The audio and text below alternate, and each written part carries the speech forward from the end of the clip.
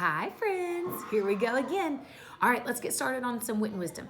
So if you remember, what we talked about on Thursday was why people admire that Cinderella characters around the world. So why is it that people admire Cinderella?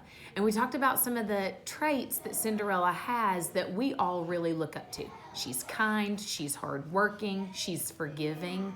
And then on Thursday, we sorted and we said, ooh, these are some things that I'm not liking about people. If they're mean, if they're selfish, if they're hurtful to others on purpose. So what you all did was you did a sort and you went through and you had to figure out what the good characters are, what the bad characters are, what the magical element is, and what the proof of identity was in our story, Glass Slipper, Gold Sandal. So today, what we're gonna do is that same kind of thing. We're gonna do a sort, except we're gonna take words from our story, Glass Slipper, Gold Sandal, and we are going to sort those into different categories based on what they are used for in their particular country. So you are going to do an activity in just a few minutes that is going to have you sort words into a food category, clothing, or footwear. So you're going to see a whole bunch of words and you're going to have to decide, is that word a food? Is that word a clothing item? Or is that word a footwear item? So I'm going to show you how I would do that. So the first thing that we're going to do is we're going to look at some words that I pulled out of our story. And we're going to have to try to figure out, are those words food, clothing, or footwear? So let's look at this first one. Melons. Okay, melons. Well, I'm very familiar with melons because I actually eat them. Cantaloupe and watermelon and honeydew melon. So I know that that's not something I wear on my feet. It's actually something that I eat. So I'm going to take my word, melon, and I'm going to write it under food because a melon is a food. Now, I've got that one. So now I'm going to go to my next word. My next word is apricots.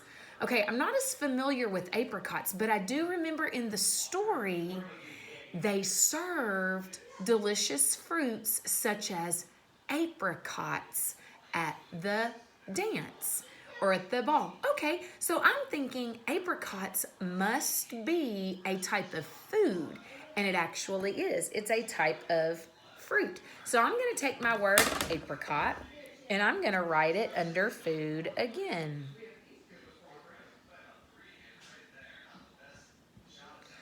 Now, I am going to take my next word, shoes. And I remember there were different types of shoes all throughout the story because in different countries they have different shoes. So I'm going to say shoes is super simple. It's going to go under footwear. So now I have some items under food. I have some items under footwear. So now I'm going to look at my last one.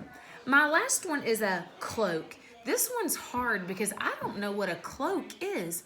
However, if I think back to my story, I remember that the Cinderella character ran away with her cloak. I also remember that the Cinderella character had a beautiful cloak that she wore to the ball. So I'm thinking this has to either be footwear or clothing. But I know that she didn't lose her cloak. So I'm thinking it can't be a shoe. It's got to be part of clothing. Maybe like a dress or a jacket or a sweater or something that would go on the outside of my body. So I'm going to say my word cloak is a type of clothing. So what you're going to do is you are going to do this exact same thing with many more words. And if you need to, go back to the story that I read on Thursday, and that way you can hear the story again, and you will be able to figure out some of these different words to sort them into your different categories. Are those food? Is it clothing? Or could it be footwear? So that's your job.